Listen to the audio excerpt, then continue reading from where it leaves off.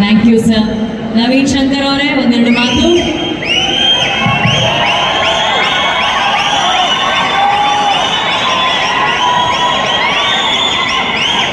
ಎಲ್ಲ ಅಭಿಮಾನಿ ಕನ್ನಡ ಮನಸ್ಸುಗಳಿಗೆ ನಮಸ್ಕಾರ.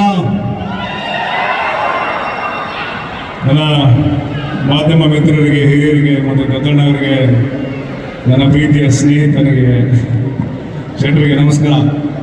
ಭೂತಾದ ನಮ್ಮ ಅತ್ತಿಗೆಗೆ ನಮಸ್ಕಾರ. ನಾನು ಆ್ಯಕ್ಚುಲಿ ನಿಮ್ಮ ಹೆಸರು ಪಾಟೀಲ್ ಅಂದ್ಕೊಂಡ್ಬಿಟ್ಟಿದ್ದೆ, ಅಂದರೆ ನಮ್ಮ ಕಡೆ ಪಾಟೀಲ್ರು ಅಂತ ಇರ್ತಾರೆ. ಇದೇನು ಸ್ಟೆಫಿ ಪಾಟೀಲ್ ಎರಡು ಮಿಕ್ಸ್ ಆಗೋಗ್ತದ ಅಂತ ಅನ್ಕೊಂಡಿದ್ದೆ. ನೀವು ಉತ್ತರ ಕರ್ನಾಟಕದ ಅಕ್ಕಿ ಅಂತ ಅನ್ಕೊಂಡ್ರೇನಾ? ನಮ್ಮ ಕಡೆಗೆ ಏನು ಮಾಡ್ತಾರೆ ಅಲ್ಲ, ಈಗ ಅಷ್ಟೊಂದು ಕನ್ನಡ ಮಾತಾಡಿದ್ರಲ್ಲ, ಇನ್ನು ನಮ್ಮ ಕಡೆದವ್ರು ಆದ್ರೆ ನಾವು ಬಿಡುದಿಲ್ಲ. ಅಂದ್ರೆ ಅಂದ್ರೆ ನೀವು ಯಾವ ಅರ್ಥದಲ್ಲಿ ಹೇಳಿದ್ರಿ? ಅಲ್ಲ, ಆದ್ರೆ ಸಿನಿಮಾದವರಾಗಿ ನಮ್ಮ ಕುಟುಂಬದವ್ರು ಆದ್ರು ಅಂತ. Okay okay.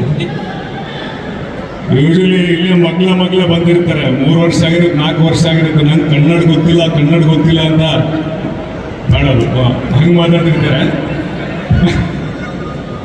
ನೀವು ಚೆನ್ನಾಗಿ ಕನ್ನಡ ಮಾತಾಡಿದ್ರಿ, ಥ್ಯಾಂಕ್ ಯು.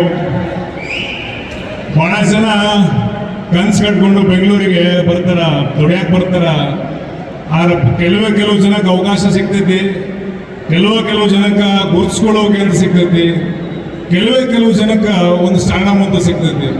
ಅದರಿಂದ ಭಾಳ ಹೊಟ್ಟೆ ಹಸ್ಕೊಂಡಿರುವಂಥ ರಾತ್ರಿ ಇರ್ತವೆ, ಹೊಟ್ಟೆ ಹಸ್ಕೊಂಡಿರುವಂಥ ದಿನಗಳಿರ್ತವೆ, ಎಫರ್ಟ್ಸ್ ಇರ್ತವೆ, ಹೆಮ್ಯುಲೇಷನ್ಸ್ ಇರ್ತವೆ. ಅದನ್ನೆಲ್ಲ ದಾಟ್ಕೊಂಡು ನನ್ನ ಗೆಳೆಯ ಈ ಮಟ್ಟಕ್ಕೆ ಬಂದರೆ ನಂಗೆ ಭಾಳ ಹೆಮ್ಮೆ ಐತೆ. ನಾನು ಬಾಗಲಕೋಡಿಂದ ಇಳಕಲ್ಲಿಂದ ಫಸ್ಟ್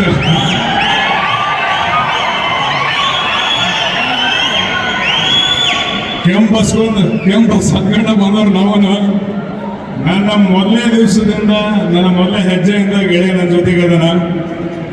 ನಾ ಇವತ್ತು ತಡೆಗೆ ಸ್ವಲ್ಪ ಪರಿಚಯ ಇರ್ಬೇಕು ಮಂದಿಗೆ, ಇನ್ನೂ ಭಾಳಷ್ಟು ಪರಿಚಯ ಆದ್ರೂ ನಾನು ನಿನ್ನ ಒಂದು ಸಹಕಾರ, ನಿನ್ನೊಂದು ಒಲವನ್ನ ಯಾವತ್ತೂ ಮರೆಯೋದಿಲ್ಲ. ಇವ್ರು ಆಲ್ವೇಸ್ ಮೈ ಡಾರ್ಲಿಂಗ್. ಲವ್ಲಿ ಅಂತ ಟೈಟಲ್ ಆಕ್ಚುಲಿ ಪಿಕ್ಚರ್ಗೆ ಇಟ್ಟಿಲ್ಲ, ಅದು ಅವನಿಗೆ ಇಟ್ಟಿರೋದು. Is lovely.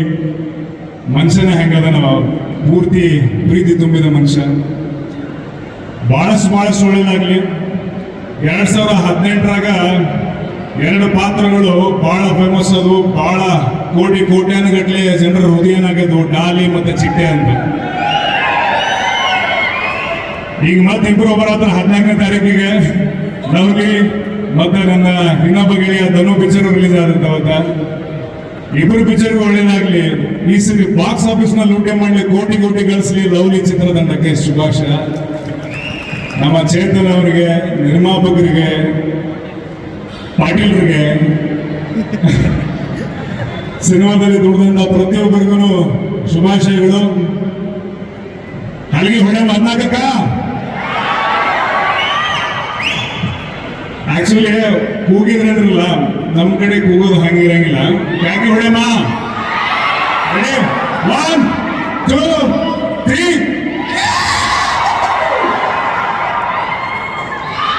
ಅವನವನು ಬೆಂಕಿ ಬೆಂಕಿಯಾಗಿ ಮಾತಾಡಿದ್ರೆ ನೋಡ್ರಿ. ಈಗ ವೇದಿಕೆ